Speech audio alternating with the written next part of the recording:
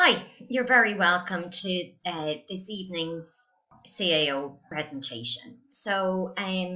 What I'd just like to ask you first is, can you all make sure that your audio is on mute? This session is being pre-recorded and it's also going to be placed on our school website. It'll be found on www.stpaulsmonasterevin.ie under academic and again under career guidance. So, what are we going to discuss during this talk? We're going to talk about how we and you help your son or daughter choose their career.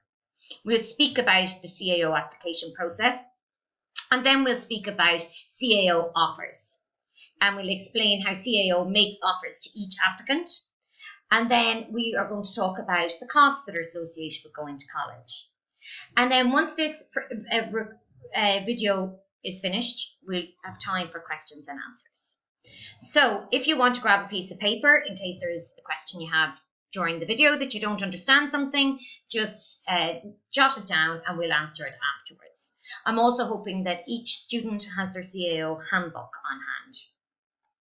So how do we work in St. Paul's in the classroom and one-to-one session on how to help your son or daughter choose the career?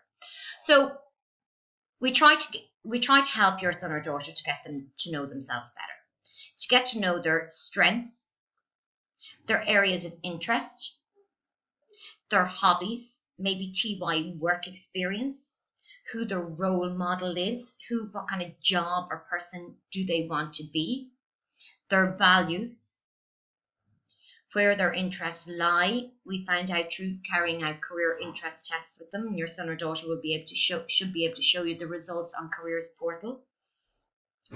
With these interests, we teach them how to match these interests to career sectors, so to match the interest to jobs and CAO courses. You have to make sure that you have the skills and aptitudes that are necessary for that particular career. So for example, if you're looking to do something scientific, it's important that you're an investigative person.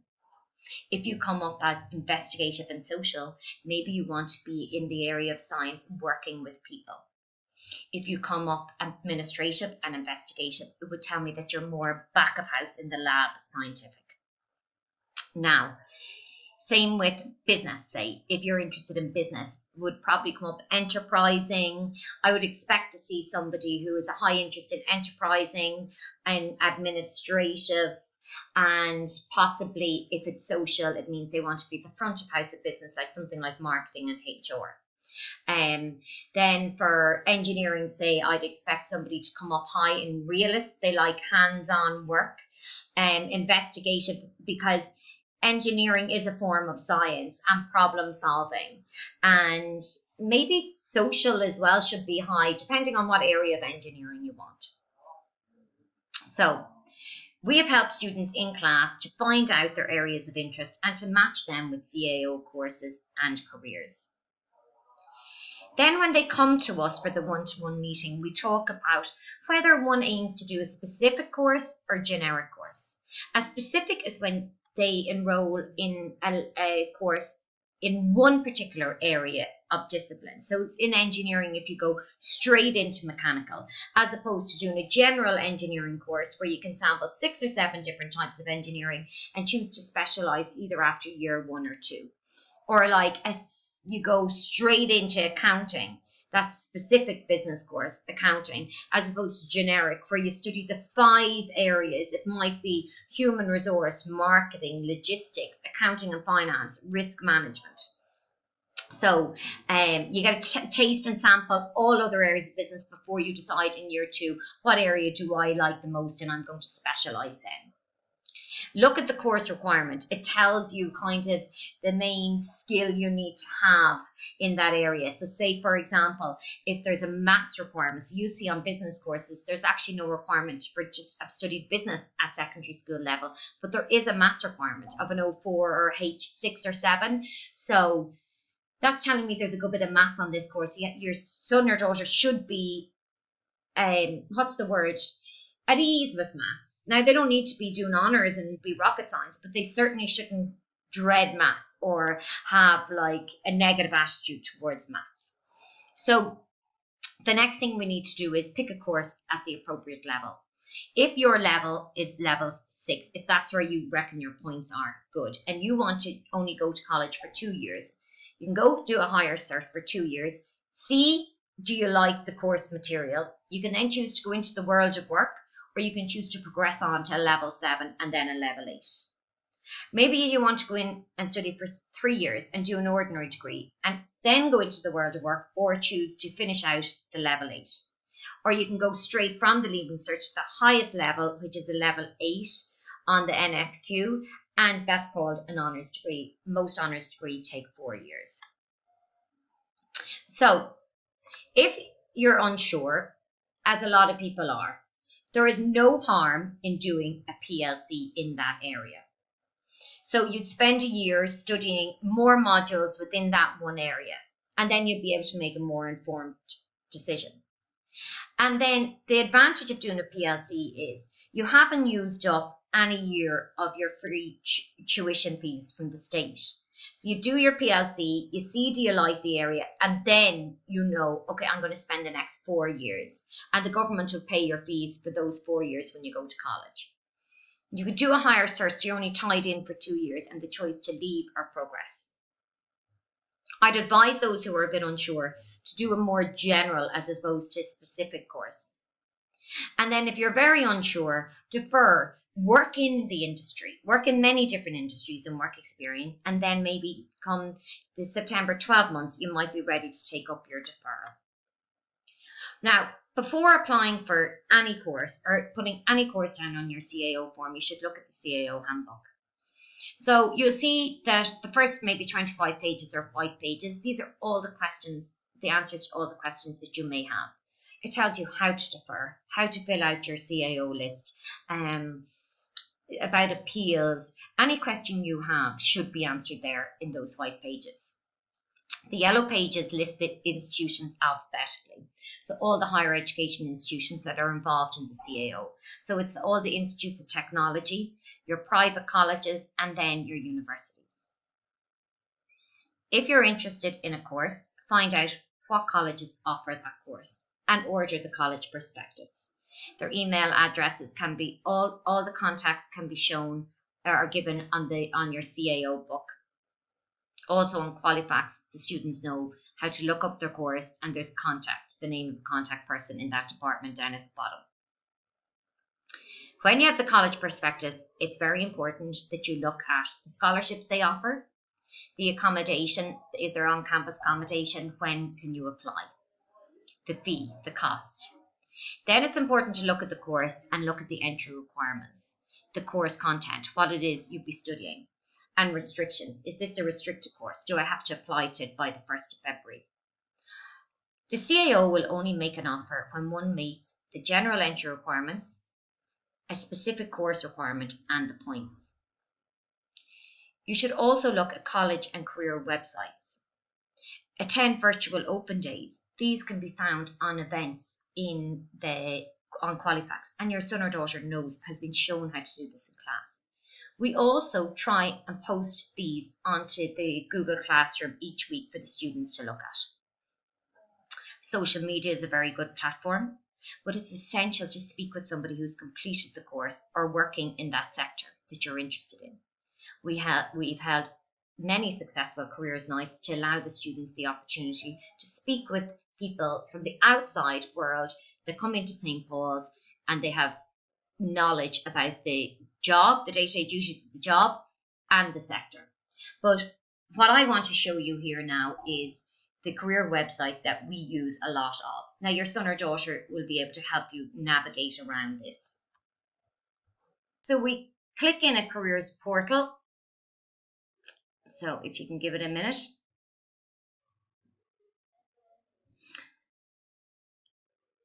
Now, under Careers Portal, the two headings I use the most. The first one is the heading that says Tools. So when I click down on Tools,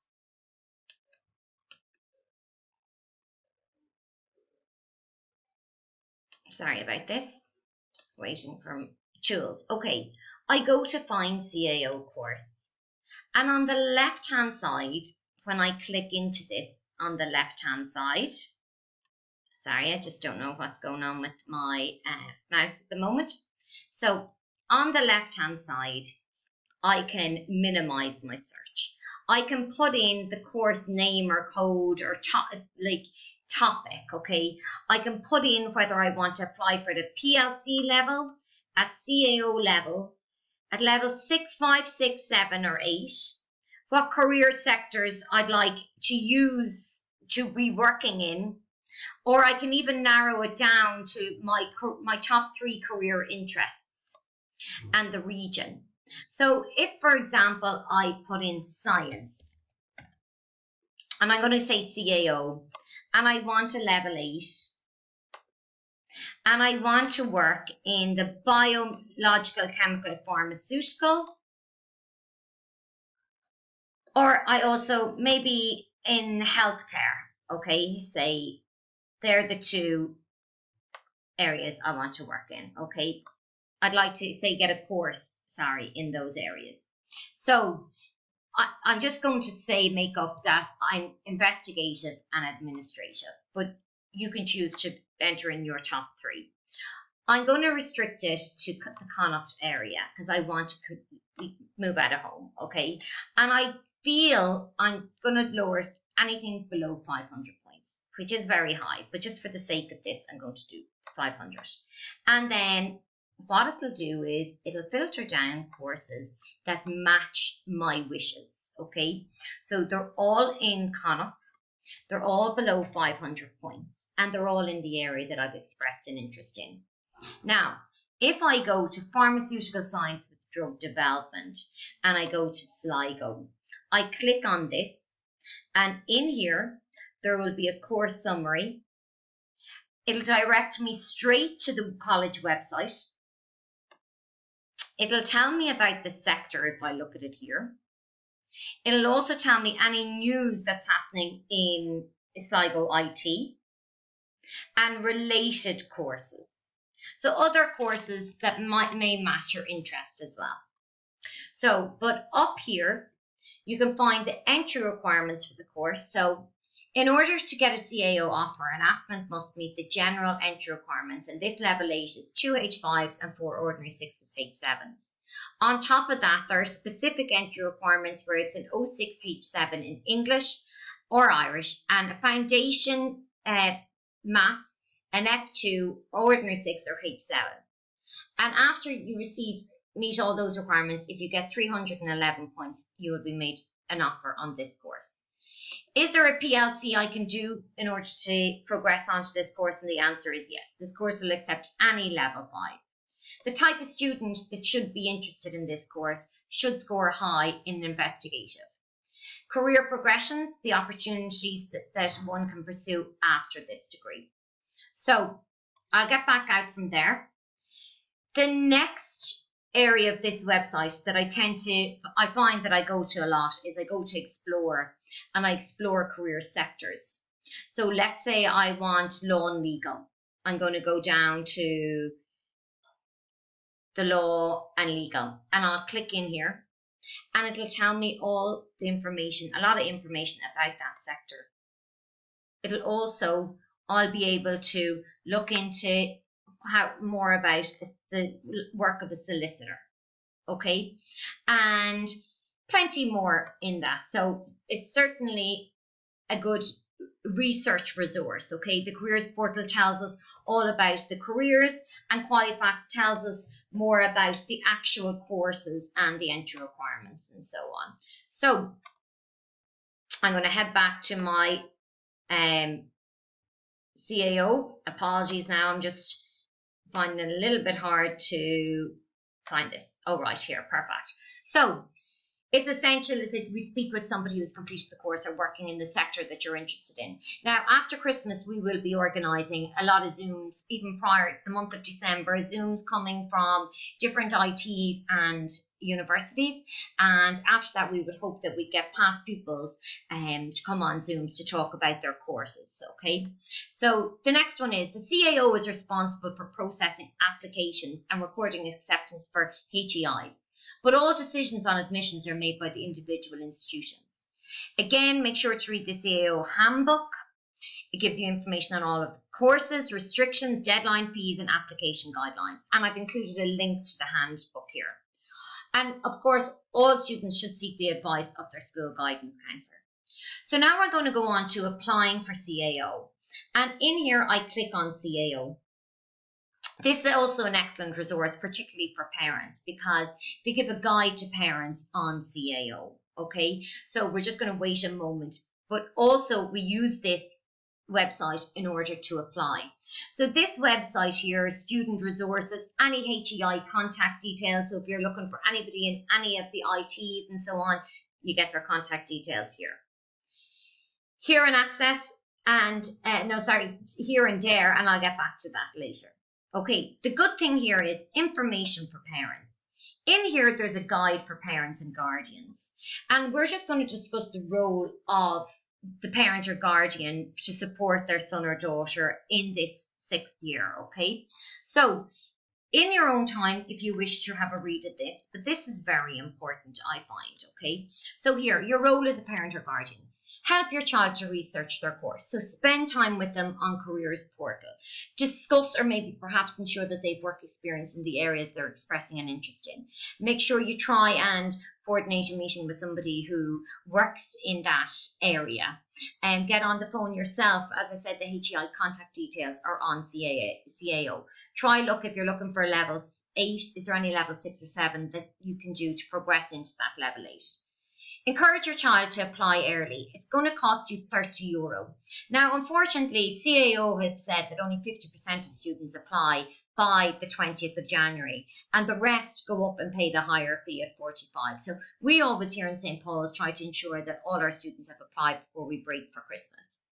Make sure your child lists their courses in genuine order of preference, meaning that they're telling CAO, this is my first choice. This is the course I want the most. If I wasn't to get this course, the course I put in my second choice is my second favourite. And then if I don't get my second preference, I want this is my third, and so on, right down to 10 on level 8. And you can do the same for level 6 and 7. Watch out for important dates, and I'll show you where you find them now in a minute. Remind your child to review all CAO correspondence carefully. Every time you log in and make changes to your CAO list, it's emailed to you.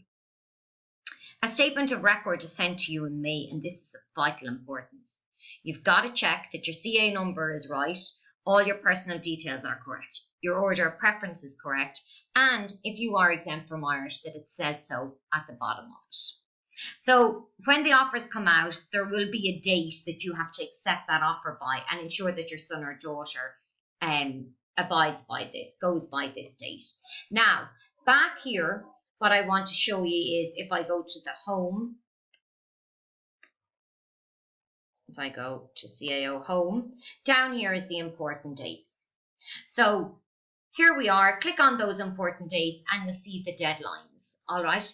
Now, when you're looking to make a CAO application, you must click on apply, fill out the personal details, and then they will email and send an SMS to you with your application number. You go into My Application and you fill the information out there. So that's cao.ie, an excellent resource for parents just to upskill and educate yourself about the CAO. I'm going to return now to my PowerPoint. So after this, these are a summary of the important dates. 20th of January is the cheapest. It closes then on the 1st of February. You'll get a statement. Really, here you have to indicate that you're here applicant by March 1st, or fill out the form by March 1st. Then March 15th, send the supporting documents to be with CAO for here or there. End of May, you'll receive that very important statement of application, and it is the responsibility of the CAO applicant to identify and contact CAO if there's any errors.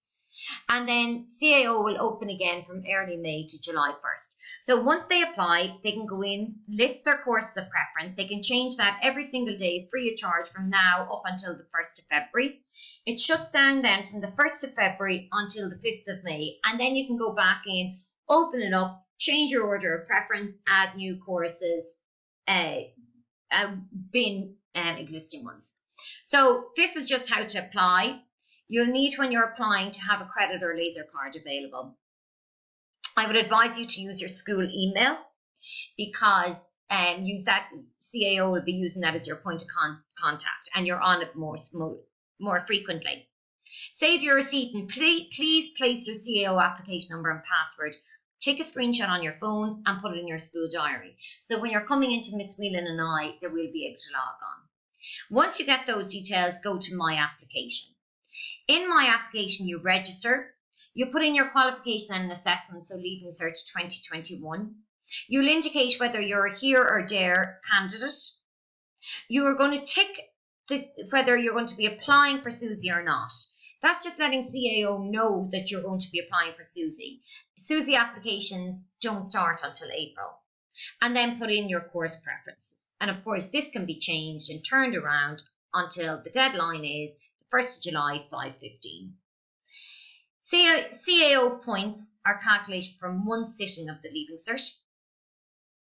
6 best subjects LCVP can use for points purposes, but not for entry requirements purposes. Bonus points are for maths, and entry requirements can be satisfied over more than one sitting, except for medicine. So if I'm going for primary school teaching and I get the points in 2021, but I fail to get a H4 in Irish, I can bag my points and the following year just repeat Irish and look to get the H4. And then I can combine my Leaving Cert results in 2021 with the H4 in 2022 and apply for primary school teaching in 2022. Some ITs now accept and offer points for foundation level maths, and there's the points grid. So as you can see, be very careful if you're doing higher level maths, and even if you get, like let's say you got a H7, so 37, you don't get the extra 25 points. Maybe you're as well doing ordinary level and getting the 46 or maybe the 56. So if you got a H6 and that will give you 25 points, then you're at 71 points. So just something for you to think about.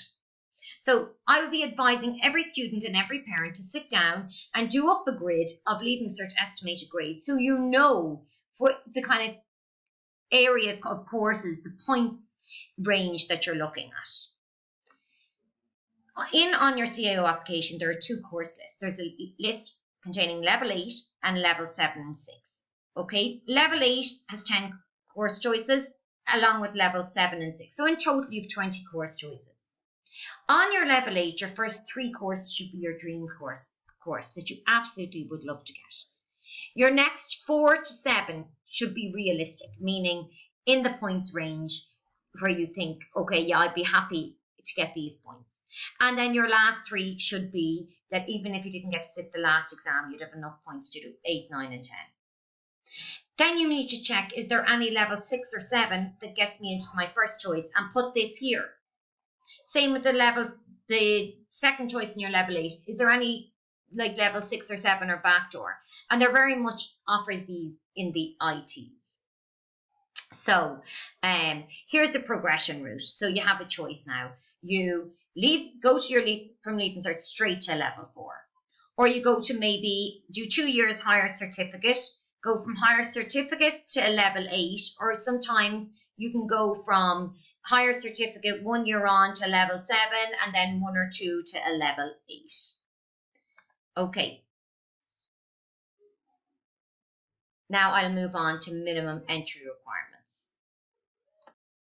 So you will receive an offer from CAO in August, mid-August. One receives an offer for CAO when they've met all the general requirements. So say, for example, a level 8, that's 2 H5s and 4 ordinary 6s, H7s for the majority of level 8 courses. In, say, for example, Trinity, they require 3 H5s. So that's for the general requirement. The course-specific requirements are whereby you must meet a certain grade in a particular subject. Now, for example, a H4 for engineering, a H4, in maths for engineering, then a H4 for Irish for primary school teaching. And they're examples of course-specific requirements. So once you meet the general requirements, the course-specific requirements, as well as the cut-off points, it's then CAO issue you an offer. Take a look at the college prospectus on CAO and on qualifax.ie for details and information with regard to entry requirements before applying for any course. So here we'll deal with the universities. So their general requirements and any specific.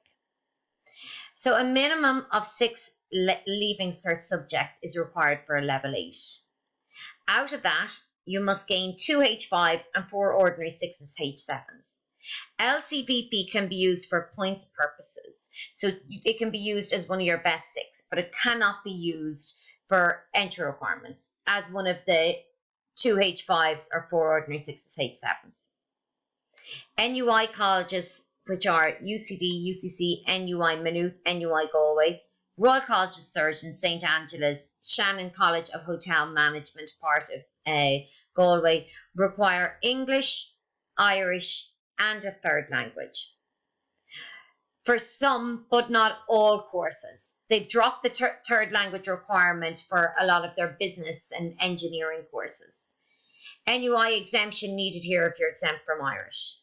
Any student who's been exempt from Irish that is going on to third level will have to fill out an NUI exemption form. It'll be found on the NUI website. And once you print it off, it's self-explanatory, and if you need to, get on to Miss Whelan or I for support. DCU, the entry requirements include the subjects English or Irish and the subject maths. So you have to pass English or Irish and the subject maths, but achieving the 2 H5s and 4 ordinary 6s H7s. All level 8 requires you to achieve 2 H5s and 4 ordinary 6 H7s. And then some will have a requirement of you to pass English, Irish and maths. And as you can see, that's an NUI. And then GCU, you have to get 2 H5s, 4 ordinary 6s, pass English or Irish and maths. UL, 2 H5s, 4 ordinary 6s, H7s. Subjects must include maths, Irish or another language, and English. Trinity, 3 H5s, a pass in English, a pass in maths, and a pass in a language other than English. A pass in Latin and a pass in subject other than a language. So the level 8, 2 H5s, 4 ordinary 6s H7s, English or Irish at ordinary level 06 or H7 or better. Maths at 06 or better. For level 6 and 7s, the minimum entry requirements, so the general requirements, are 5 subjects at ordinary level grade, 06 H7. So 5 06s H7s. English or Irish at 06 H7 or better is normally what's asked of, and maths at ordinary 6 H7 or better. Some courses have come on board and accept foundation level maths. So when you apply for your CAO and you go into My Application and you fill out your order of preferences, that you can continue to do that for free until the 1st of February. Then come around the 5th of May, it opens again, and it's known as the Change of Mind facility. And it's when if you need to amend or add courses, you may need to use the Change of Mind facility before the 1st of July at 7:15 p.m. So how do I do this? How do I change my course choices? I log in via the My Application facility and go to Add or Change Course Choices. Introduce all your new courses on the new list in your preferred order of preference, remembering to click Continue with course changes to save the information. Anytime you change anything on your CAO application, CAO will always follow up with an email. So check the acknowledgement email sent to the email address you supplied when making your application. Make sure to check that your changes have been recorded completely and correctly. CAO concerns are they find there's a reduced number of course choices, so people aren't availing of the 20 course choices, the 10 level 8s, and then your 10 level 6 and 7s. Applicants seem to have difficulty with the order of preference. So what this is if you've 10 courses, you're telling CAO, my first course on that list is the course I want to get the most. If I don't meet the general, specific, or cut-off points for that, then I want the second course. And if I don't get the second course because I don't have the requirements or the points, I'll take the third one. Let's suppose your son or daughter gets offered their third choice on their level 8. Once that offer is made, whether he or she receives it, accepts it or not, all offers that lie below course number 3 become obsolete. They are now gone from your CAO list 2021. The only offer you can receive are offers that lie above the level 3 offer. So let's just to make it clear. Your first choice, say, was Trinity, your second was UCD, and your third was Maynooth. You got Maynooth. All courses that lie below the Maynooth offer on your CAO level 8 have now become obsolete. You will never get offered a course choice that lies below your original offer. You can only get offers that lie above your first offer. So your first offer was your third choice. You could get your second or first in future rounds if the points fall, or if for some reason your points go up. Maybe you get an appeal, and a successful appeal, and your points go up. So only 50% of applicants apply by the 20th of January. So we're really hoping that you all avail of the €30 discount. And the dropout rate 2019 was 40%. 40% of first years dropped out their first preference offer. So they actually got the course that they were saying that they wanted, and yet they dropped out. And they put this down to not really knowing the content of the course. What were they going to go on and study? So if you could just bear a moment with me here now, and I'm going to exit out this. Apologies now here. Now here we go. Okay, so the offer stage. The offers tend to come out the second Tuesday in August. So it's roughly around the 12th or 13th of August. And how they're made is they'll have a portal. The applicant's Leaving Cert results are released to CAO. CAO checks if the applicant meets the minimum entry requirements for each of their chosen courses. Then CAO calculates a point score for all of the courses that the applicant is eligible. The colleges instruct CAO to make X number of offers for each course, and the applicant is placed on a list for each of their eligible courses. Their position on the list is determined by their point score relative to other eligible applicants for that course. The list is commonly referred to as the order of merit. So they're basically standing in a queue, and where they are in their queue depends on their points. The applicant will receive an offer of the course highest up on their preference list that they're deemed eligible for. If they're eligible for an offer on their second preference course, they will not receive an offer for any lower preference courses. So always, they may get offers that lie above their original offer, but no course that's below it on their CAO. Round 1 offers will be issued as soon as possible after the Leaving Cert. It takes 2 to 3 days now. They will not be offered any course in future rounds that lie below round 1 offer. These courses have now become obsolete, what I've said before. After round 1 offers have been accepted, CAO then issue round 2 offers for remaining places. In a later round, the applicant, your son or daughter, may be deemed eligible for an offer of a course higher up on their preference list. They can choose to accept this higher preference offer even if they've already accepted their original offer, which is the lower preference offer, in an area round. Subsequent offers are issued by CAO as necessary until the end of September to fill any vacancies that may arise. If your child receives an offer from both lists, they must choose between their level 8 or their level 6 or 7. They cannot accept both. If your child decides to accept an offer, they can accept the offer online up to the reply date.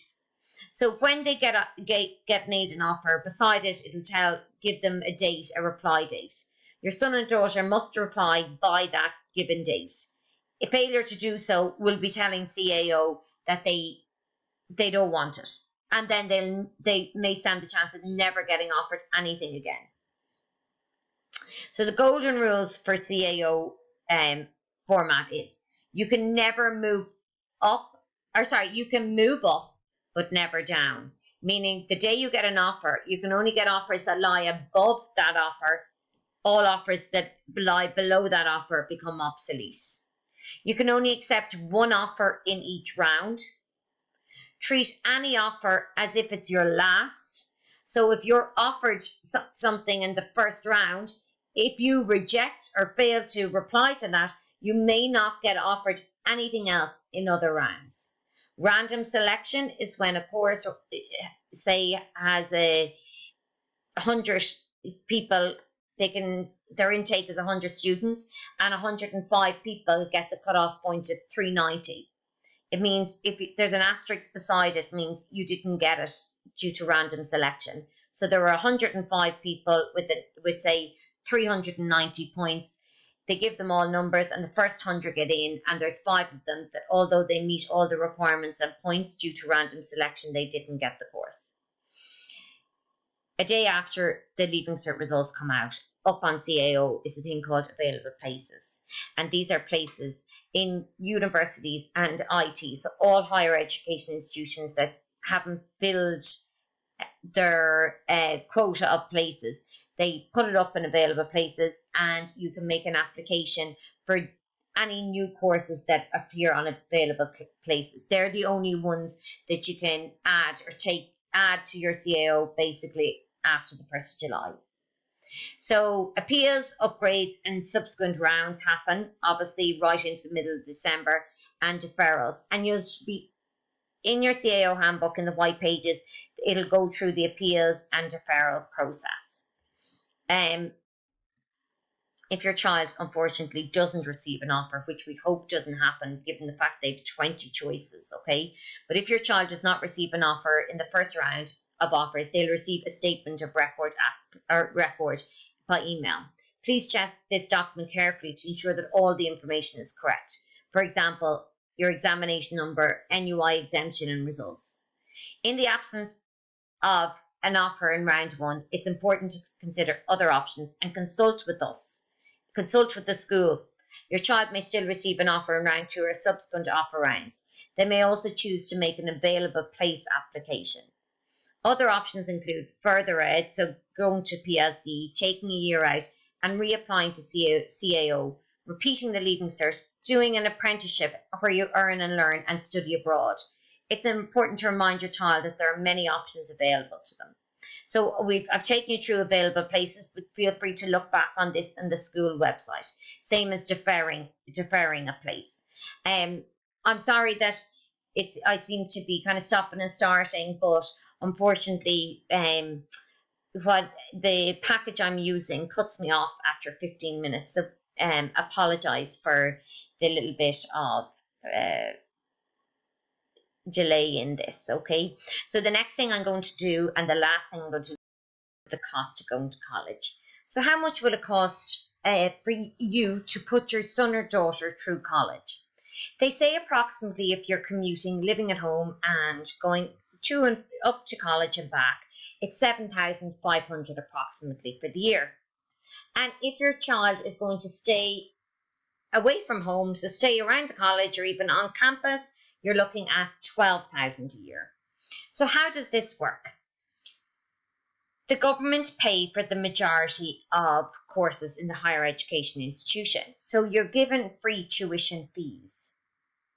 But the student must pay what's known as a student contribution charge of $3,000 per year, along with a student levy of $150. Now, if you're SUSI eligible, there are 6 different grant levels, and 5 of them pay all of that £3,000. And the last level, so if you come in under the last level, you get 50% of that £3,000 paid by SUSI on your behalf.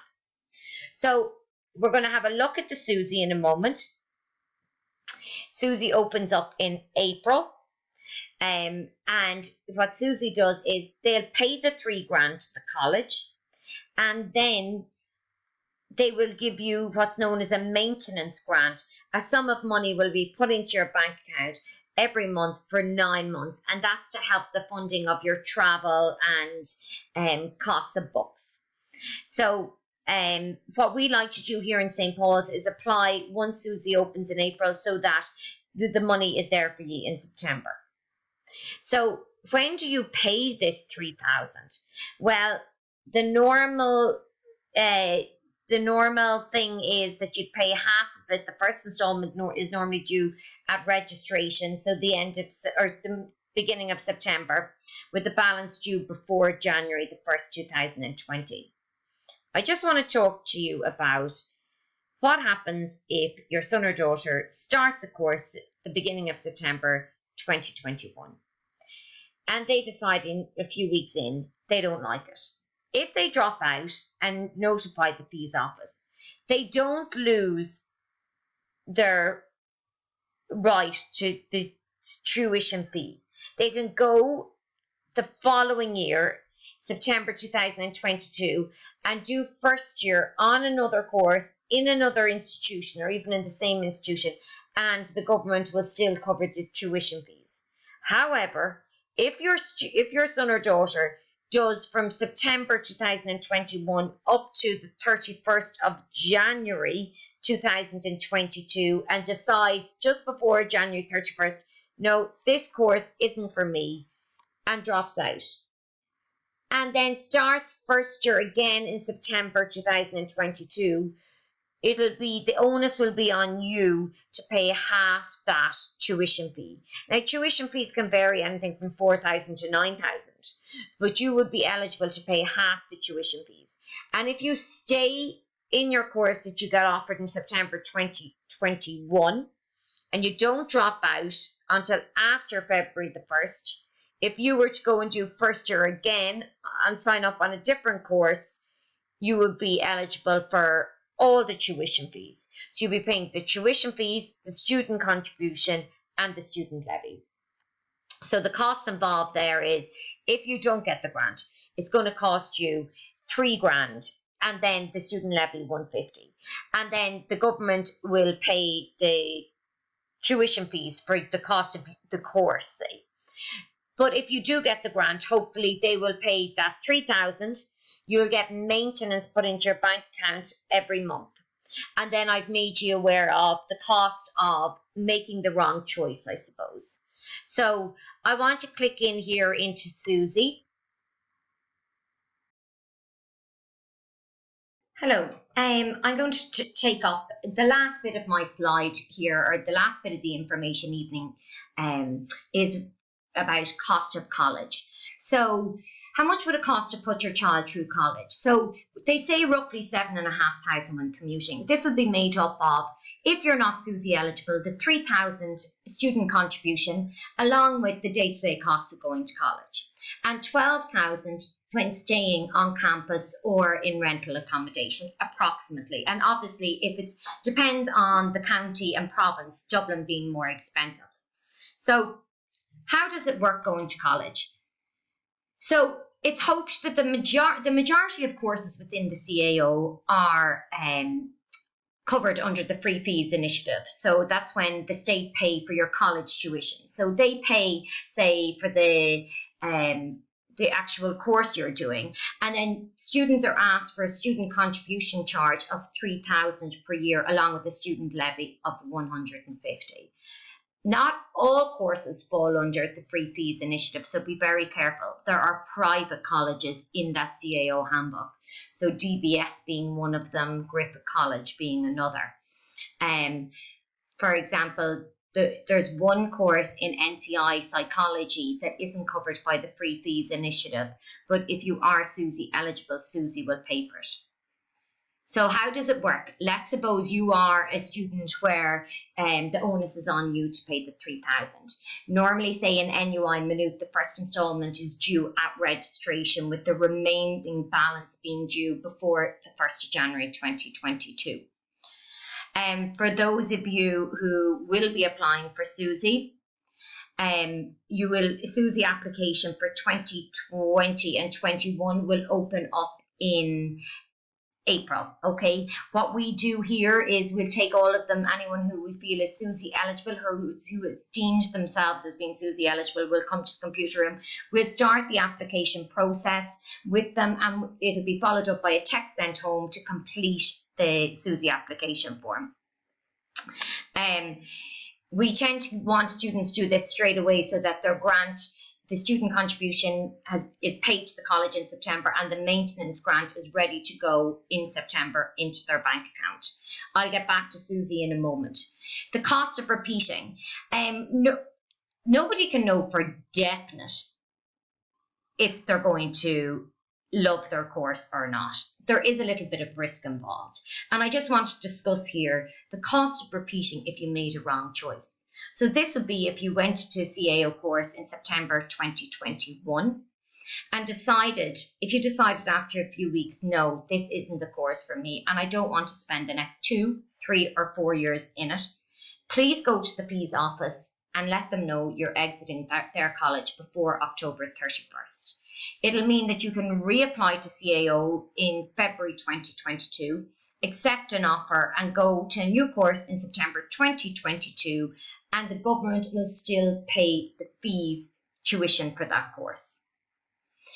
If you remain in your first year up and just before the 31st of January and you exit then because there's something you don't like about the course, or sorry, not that something, there's something we all don't like about our course, but overall you feel, no, this is not the course for me, please let the fees office know, exit, and then the following September you will be charged tuition fees from September of 2022 until January 2023, and then the government will pay for the second half of that first year for you. So I hope that makes sense. If you stay in your college course and decide anytime after February 1st, no, this course isn't for me, I don't like it, and you leave, when you reapply through CAO the following year, you will be charged 100% tuition fees for you doing first year twice, really, albeit on a new course. Now, tuition fees can vary from anything from 4,000 to maybe, now I'd say 9,000 is a bit high, but you'd have to check with the college itself because it varies. Now, SUSI, for the 2020-21 academic year, your application will be assessed on the income from all sources from the 1st of January 2019 to 31st of December 2019. As I said, they're made in April. We will commence them here in school, followed by a text. There are many rates of grants available, depending on one's income. So there tends to be 7 bands or 7 levels. The majority of those 7 levels pay the 100% student contribution fee. So if you're SUSI eligible, the 1 to 6 level pay the SUSI contribution. The last level pay 50% of that 3,000. Where the grant level varies is the maintenance, the amount of money that they put into your bank account every month for a total of 9 months of the year, of the academic year. Also, another reason why your maintenance amount may vary will depend on whether you're on the adjacent or the non-adjacent rate. If you're commuting within 45 kilometres, it's called the adjacent rate. And if you're commuting or living 45 kilometres away from your house, you will be on the non-adjacent rate, which is the higher rate to, I suppose, meet the bigger costs that are involved in possibly living away from home as opposed to commuting. Now, if we go on, I'm just going to show you to go to susi.ie.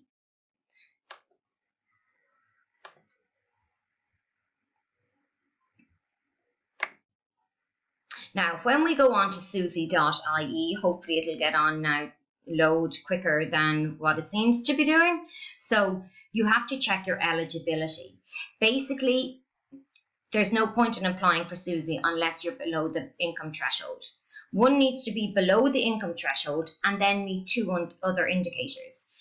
To attend a DESH school is one of our indicators, and to live in what they know is a socio-economic disadvantage area or have a medical card. So here you can check your, apologies now, eligibility criteria. So you must be a resident or a national Irish nationality. Your income, here's the income. So if I just go to income here,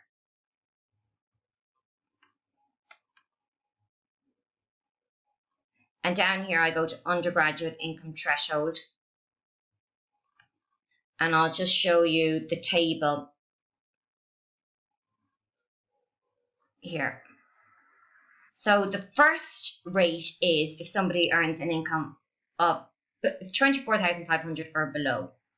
And you can read there what they mean by reputable income. It's up above, okay? So I'm just going to go through this in one level, okay? So if you fall under this level, they pay either 100% of tuition fees or the 100% student contribution. Now, as I said, majority, 98% of the CAO courses are covered by the free fees initiative. So you will get 100% student contribution paid for you. So you'll get that 3,000. If you're within 20 or 45 kilometres, you get 2,375 spread across 9 months into your bank account. And if you were living away from home or commuting further than 45, you get 5,915. This is the highest level of grant. And the level of maintenance you gets lower as the income threshold rises, okay? So I'm just going to go down to the bottom. Now, here, the last level of 54,240 pays 50% of the student contribution, so half that 3,000, and then there's no maintenance, okay? But it's still better than nothing. And it's dependent, which grid you read from will be dependent on the number of dependents in your house, okay? So it's all very much there for you to read.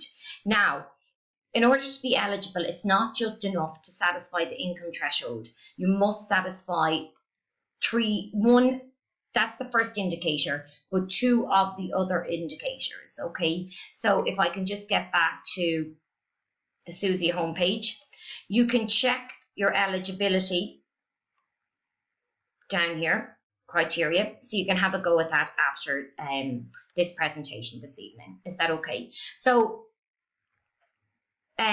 I suppose educate yourself on Susie, and if you have any questions, get back to us. Now, here and there. What are here and there? So the Higher Education Access Route is a college and university scheme that offers places on reduced points and extra college support to school leavers from socio-economic disadvantaged backgrounds who are residents in the Republic of Ireland. The DARE application is a college and university schemes that offer places on reduced points and gives extra college support to school leavers who have a learning difficulty or some form of disability that has impacted on their education. Okay, so this is the college this is the website you need to go in order to upskill yourself on the application process, the criteria, and the participating colleges. So I'll go to the here one, and because of time, I'm going to have to let you then, if you are there, go read up on the DARE yourself. So eligibility indicators.